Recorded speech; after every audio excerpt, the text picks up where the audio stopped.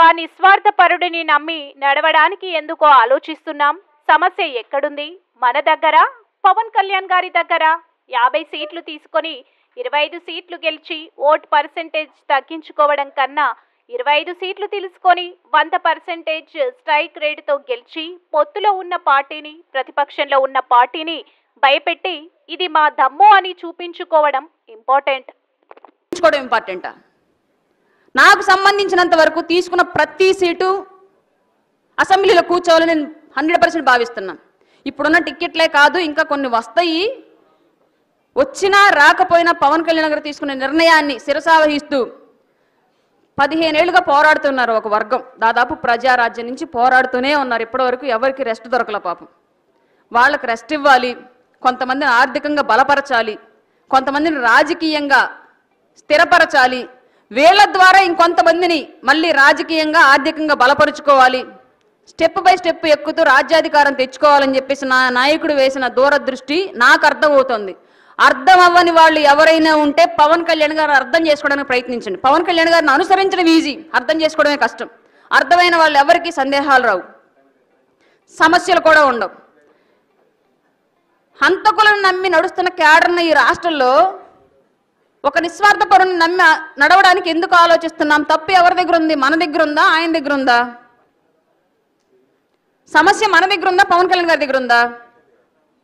రాష్ట్రంలో ఇవాళ ఒక కులం కోసం పార్టీ పవన్ కళ్యాణ్ గారు పెట్టలా, ఒక వర్గం కోసం పవన్ కళ్యాణ్ గారు పెట్టలా, ఒక ప్రాంతం కోసం పవన్ కళ్యాణ్ గారు పెట్టలా.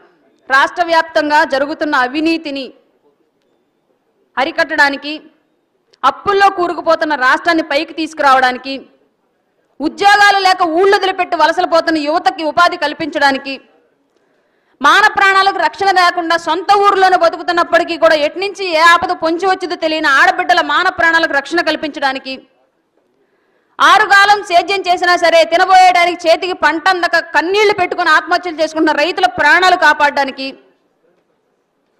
ఇన్ని రకాలుగా ఒక వ్యక్తి వ్యవస్థ మొత్తాన్ని బాగు చేయాలనే ఉద్దేశంతో పార్టీ పెడితే మా ఈగోలు సాటిస్ఫై చేయండి, మేం చెప్పినట్టు మీరు నడవండి అంటే నీ జేబులో ఎంత ఉందో తీసుకొచ్చి టేబుల్ మీద పెట్టి బరిలో దిగు, నిన్ను గెలిపించడానికి మేము సిద్ధంగా ఉంటాం. అంతే తప్ప నీ వెనకాల అన్ని పవన్ కళ్యాణ్ గారు నీ భారం మోయాలి, కానీ నీ ఈగో పవన్ కళ్యాణ్ గారు సాటిస్ఫై చేయాలి అంటే అది రాజకీయాల్లో కుదరదు. రాజకీయాల్లో అందరూ పవన్ కళ్యాణ్ గారు లాగా ఉండరు, అందరూ జన సైనికుల్లాగా ఉండరు, అందరూ జనసేనలో ఉన్న నాయకుల్లాగా ఉండరు. టీడీపీలో ఉన్న నాయకుల్లా ఉంటారు, జనసేన వైసీపీలో ఉన్న నాయకుల్లాగా ఉంటారు. వీళ్ళందరినీ కలిపి చేసేదే ఆంధ్ర రాష్ట్ర రాజకీయం. వీటిల్లో గెలుపొందాలి అంటే ఎక్కడ తగ్గాలో ఎక్కడ నెగ్గాలో పవన్ కళ్యాణ్ గారికి తెలుసు. ఆయన ఏం చేసినా ఆయన వెంట నిలబడ్డానికి, ఆయన గెలిచే అంతవరకు కూడా ఆ జెండా కింద పడకుండా పైనే పెట్టి పోరాడడానికి అందరూ సిద్ధంగా ఉండాలని చెప్పేసి మనస్ఫూర్తిగా కోరుకుంటూ 24 ఎన్నికలు అనేవి రాష్ట్ర చరిత్రలో అటు నెగిటివ్గా కానీ ఇటు పాజిటివ్గా కానీ మర్చిపోలేని హిస్టరీ లిఖిస్తాయి. గుర్తుపెట్టుకోండి, జగన్మోహన్ రెడ్డి చేసేంత అరాచకం ఇంకెవడూ చేయలేడు, ఉమ్మడి పార్టీకి వచ్చేంత మెజారిటీ ఇంకెప్పుడు రాబోదు. అలాంటి పరిస్థితిని మనం ఈ కళ్ళతో చూడాలి.